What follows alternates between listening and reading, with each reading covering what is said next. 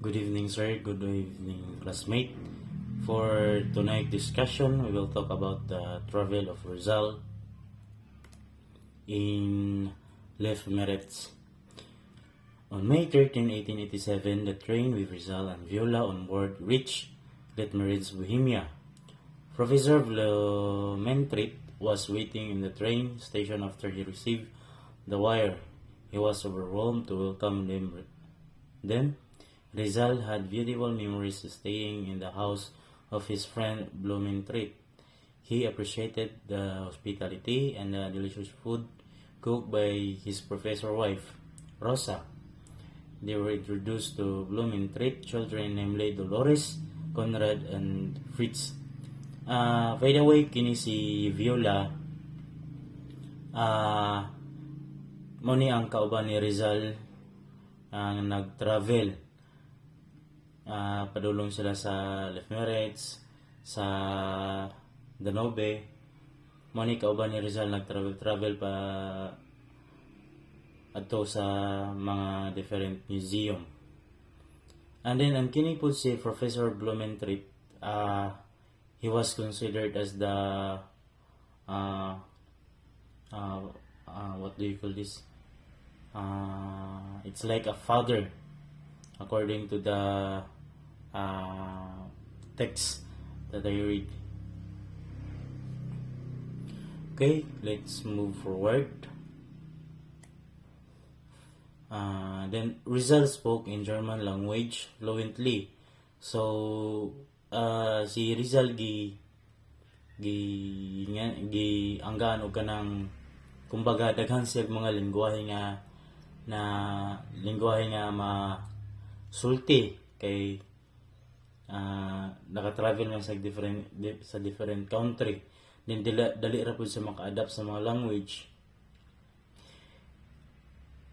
It was evidently when he met Blumentritt and his family. The burgomaster or town mayor and the members of the tourist cove of Blumentritt introduced him to a well-known Polish scholar, Dr. Carlos Zepelak, and distinguished naturalist, Professor Robert Klotchak. Rizal carried all beautiful memories of his visit to Blumentritt. So, dili makalimtan ni Rizal ang iyang mga memories dito sa Blumentritt, Les Merets. Bisan asa mo ato si Rizal, dili niya makalimtan ang mga memories nga nahitabo sa lugar nga iyang na-visit together sa iyang friend nga si Viola. So we will talk about the travel of Rizal in city of Proque.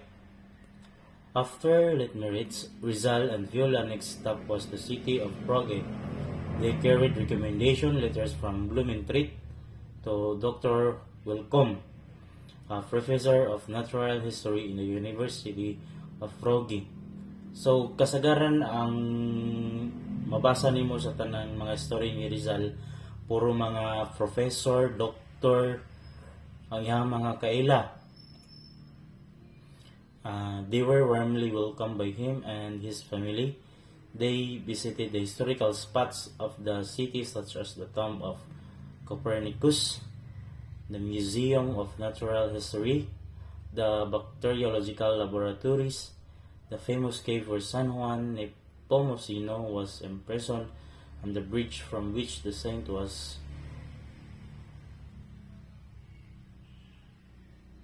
hurled into the river. It was cherishing memories for them to stay at the home of Welcome.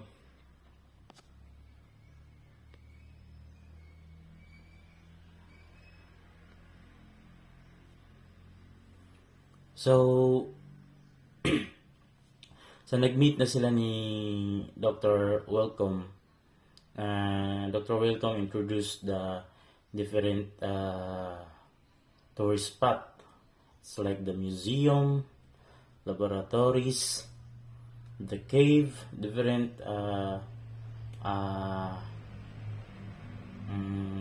tourist spot where Rizal can bring some knowledge.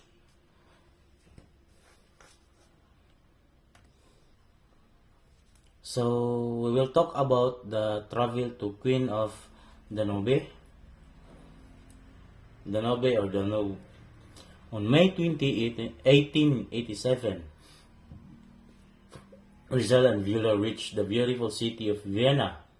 They stayed at Hotel Metropole, presenting the Blooming Trees letter of recommendation. They met Norfin Falls, one of the greatest novelists in Europe during that time. So, kining travel na Rizal sa Queen of Danube, city of Vienna. Ang ihagya pong na-meet dito is greatest novelist in Europe. Imagine, tanang ma-meet ni Rizal kay mga professional, mga tag-as og ranggo na kanang tag-as og kaalam. They were fascinated by the interesting places such churches, museums, art galleries, theaters, and parks. So, diri nga lugar na agyapoy museum, art galleries, theaters, and park. So, kini nga report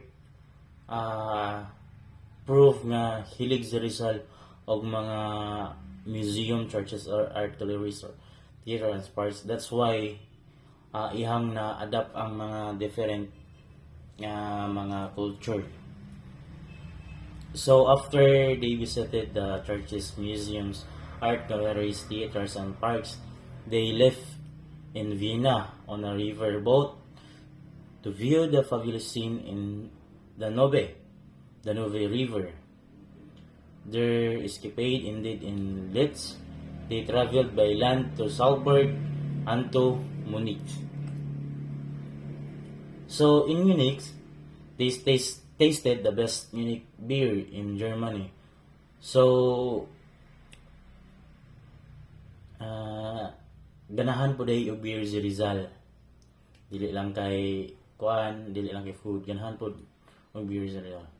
From Munich, they sojourned to the oldest city, Nuremberg, where they saw the horrible torture machines used by Inquisition and the manufacture of dolls. So dito nakita ni Rizal ang torturanan or ang torture machine used by Inquisition and the Inquisition. So sa time ni Rizal, nanagiday ni mga torture machine. So sa sa Philippines, giwala naman ni karon. Then nakita po ni Rizal dito ang manufacture sa mga dolls. Then they visited the largest and tallest cathedral of the city of Ulm.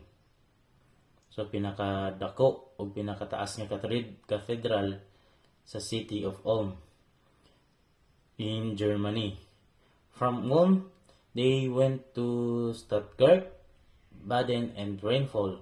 At Rainfall, they were fascinated of the most beautiful waterfall in Europe. So kung muadto mo Europe, pangitaan ninyo ni ang